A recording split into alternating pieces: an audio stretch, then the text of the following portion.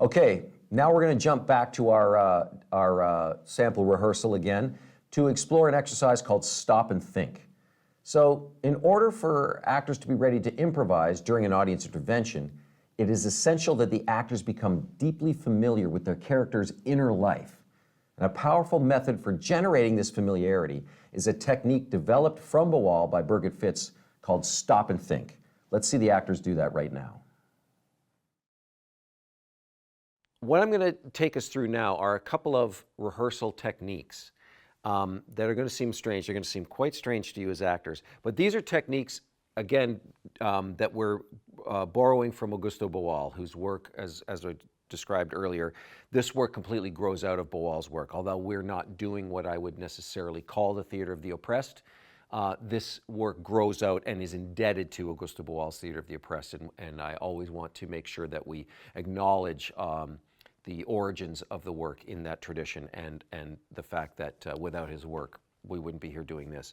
We're going to take some very specific rehearsal techniques that they evolved. Why I want to introduce these in particular, A, they produce really interesting results quite quickly, and you also don't need to be a director to use them, because if you think of being a director as, I've got this idea in my head of how it all looks and sounds and moves, and now I have to try and get you to do it, that's very intimidating for someone who's never thought of themselves as a director. These are kind of just experiments that help the actors discover new things, okay? And they're going to feel strange. So we're going to not worry about whether any of them work. Do you know what I mean? Whether we're doing the scene right. I'm going to do something that's going to be quite jarring. We're going to do something called a stop and think rehearsal. And when I say stop and think and your character's name, your job is to drop out of the dialogue and just speak your character's internal thoughts in that moment, okay? And then when I say resume, you just go back into the text, right? So we'll go through the script and I'll either yell out, stop and think, Chris. And then I'll let you just sort of riff on what's going on for you. And same for you, stop and think, Kelly. And then I'll say resume, and that means go back into the script, right? You cannot get this wrong. There's no right way to do this, right? So let yourselves just play freely, whatever comes into your mind as the character in that moment. And then we'll talk about what that hopefully helps you find as the actors afterwards. Is it clear? Mm-hmm. Okay, great. I'm going to sit in the front row. Okay, start from the beginning, yeah. Again, this will be really abrupt, and my apologies for shouting at you from the audience, but here we go. Standing by, and action. Stop and think, Chris. I'm thinking, why is this person in the chair that I need to sit in? That I have to get to the Cardex. I don't know who she is and I want her to move. Resume. Stop and think, Kelly. Why is she hovering over me? I should probably move. I feel like I'm not in the right place. Resume. Oh, sorry. Oh, hi there. I'm Kelly, a first-term student, and I'm so excited to be paired with you today. I was with your colleague yesterday, and we had a really, really great day. I learned so much, and I'm hoping to use some of that today. Stop and think, Chris. I'm thinking, why is she talking so much? I'm trying to figure out what I'm doing today. Resume. I'm assigned to two of your patients, Mr. O and Miss A. And I had Mr. O yesterday, but I didn't have Miss A. I had Mr. T. I find it hard to hear Mr. O's BP. We have to Stop take them. and think, Kelly. I hope she's listening. I really need help with that blood pressure because I didn't get it right yesterday, and hopefully she'll be able to help me get it today. Resume. You really helped me yesterday. Just double checked, so it was really helpful. Could we? Okay, Stop and think, Kelly. Or Chris. I'm thinking, just stop talking. Resume. Who did you say you are? I'm Kelly, a first-term student. From where? From the accelerated program at the university. It's a really intense program. Stop and think, Chris. I'm thinking, oh my gosh, that program? Like, really? This Continue. person's not helpful. Resume. The university? Oh my God. Okay, well, that explains it. Stop and think, Kelly. Why is she saying these things? There's nothing wrong with the university. Resume. Okay, so you've been here for a few weeks and you can't do a blood pressure? Well, I actually can with the automatic machine, but my CI really wants us to only do manuals from now until we finish our rotation. So if I take the manual blood pressure, as long as you check it, that'll be... Stop and think, Chris. I'm thinking she's not going to be very helpful because she can't do blood pressures. Resume. Okay, do you know that I've just transferred from working on the other side? This is my first day, and I have a student who can't take a blood pressure. Stop and think, Kelly. Oh my God, I don't know what I'm doing. I'm so scared. I don't really know what will be next. Resume. Mr. O has hypertension. Stop and think, Kelly. Yes, he does. And if we check the manual together, maybe I can kind of learn why it's so challenging to work with a patient with hypertension. Resume. What can you do exactly? Well, I can do full head to toe assessments. I can take vital signs. I can help with personal hygiene, mobilizing. Stop and think, Chris. I'm listening for something that she can do that might actually be useful. Resume. Okay, just stop there, because it actually sounds like you can't do all the vitals if you need someone to check them. Stop and think, Kelly. I feel like I shouldn't be here. I don't really know how the rest of this is going to go. Resume. Look, I need to read the Cardex, I need to have my coffee, and quite frankly, I've been getting a bit of a headache. So you can get going, get your CI to check whatever needs checking, because I don't have the time or the inclination, and she's paid to do it. Okay. C. Okay, wonderful. Great work. Great work. I know that's strange. So, any comments? What was that experience like? Anything you discovered? We'll start with you, Kelly. Yeah, it definitely got me to more aware of my emotions and how those were kind of,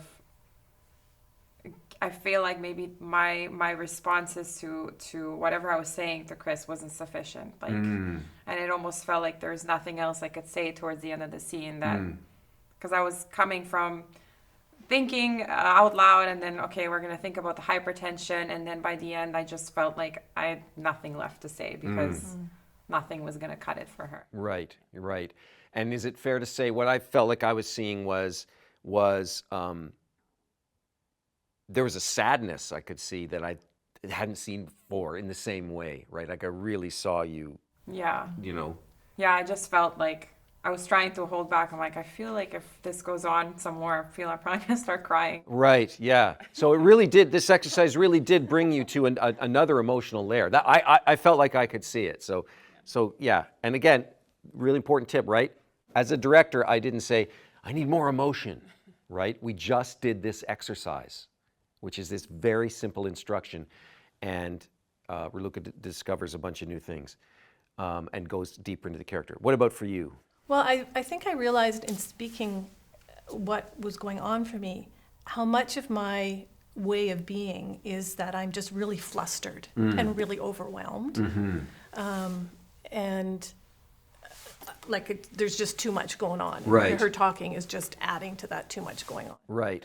Yeah. And so what I heard was whenever you would speak, boom, it would sort of come in this more explosive kind of way where you were like, okay, no, that's enough. Or what can you do? So the impulse to speak had more of a charge to it. Yeah. And again, if I start looking for that as a result as a director, I'm just going to say confusing things. If I said to you, can you be more explosive and had more of a charge? Lord knows how you're going to interpret that and what that's going to end up looking like, right? So we do not direct from that external place. We do the stuff we've done at the table, and if we use these kinds of exercises, the actors who are not trained professional actors are finding all of this great stuff. So one of the things this does is that the problem that novice actors fall into is thinking they only act when it's time to speak. And our brain kind of goes to sleep when we're listening. So what this is doing by making you stop and think is to stay alive while even the places where you're not talking, right? Because there's this cumulative effect of these blows on you that make you get smaller and smaller and smaller. And if you don't clock those emotionally as the character, it's harder to play that decline, right? And you're increasing, like, this is just, I'm listening for something that's going to help, and it's just getting worse until finally, as you've said, you break that eye contact and send her on her way, right? Like, get out of here, right? So we're not just acting when we say our lines, right? We're in a constant flow of internal thoughts as the character. You're still working with the scripts, which is what we do. We don't ask our actors to have them memorize. Script in hand is the way we work. But it's still possible to have that sort of unbroken chain of thought so that when it's time to speak, the impulse to speak has already begun. Because so often in life, the impulse to speak doesn't come when the person is finished talking to us, right? If someone says to me, hey, jerk, you've parked in the whatever, as soon as they've heard the word jerk, I'm responding. I might not speak yet, but when I do speak, my impulse to speak has begun as I've been triggered, right? We call these trigger words. You've got that part where you say where yeah, Kelly's, and then Kelly's response is when she says, I can take all of the whatever. Well, and then your line is, well, obviously you can't do all of them, right? So again, as soon as you hear that, that's a clue that response is already beginning. So I'm going to shut up now because I don't want to overcomplicate what you're finding naturally. So now, if you can just take that same sense you had of stopping and thinking, but I'm not going to ask you to do it this time, and see what you can bring to just doing the scene straight through again. Okay. Yeah? Just keep your thoughts, your thinking process as alive and processing and what's happening for you as the other people are speaking and either getting you closer to what you want or much further away. Okay, standing by and action.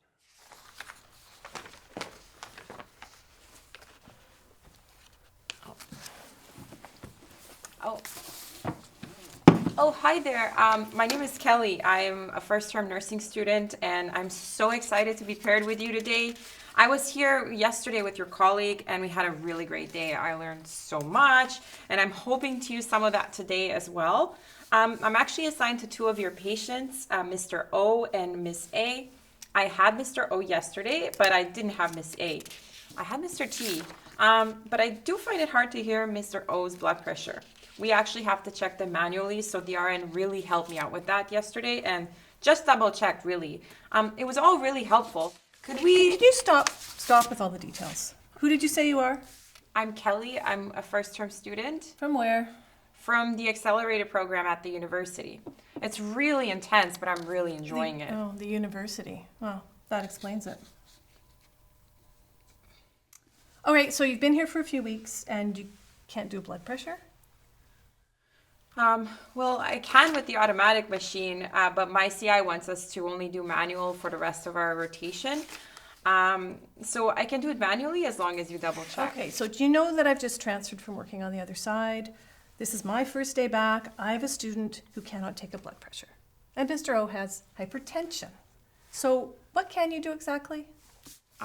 Well, I can help with head-to-toe assessments, vital signs, mobilizing, personal hygiene. I'm a really good communicator. Okay, stop, because it sounds like you can't do all the vitals if you need me to check your blood pressure. So I need to read the Cardex, I need to have my coffee, and quite frankly, I'm getting a bit of a headache. So why don't you go, get your CI, they can check it, I don't have the time or the inclination, the CA is paid, so just go find your CI. And scene. Okay, great, excellent. Any comments on what that was like running through the scene that time? Still feeling just as uncomfortable as earlier. That's good. Happy to hear it. The emotion. Yeah, and I'm still wanting her just to Right. stop. Where are you at in terms of the decision of when to make eye contact or not? I think I'm not making eye contact initially, but then there's this one point where, do you know that I've just transferred, where I feel like I Yeah. need to make a little bit of eye contact. yeah. But then I don't really make eye contact until stop. Right. That's what I'm Right. sensing.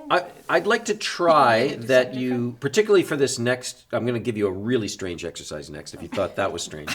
But, well, I'm not going to say anything about where the eye contact should happen yet because I, as much as possibly want to let the actors discover it. I've got an idea then, basically as the director, you try and let as much grow organically as you can, and then towards the end, if there's a couple of things you think you need to fulfill those criteria, like story beats, particularly story beats, if there are sort of shifts in the story that you still feel aren't clear, then that's when you can, as a director, say, okay, I think we just need X, but we still hold back on that moment until we've fully explored. So we're going to explore a little more with this next one.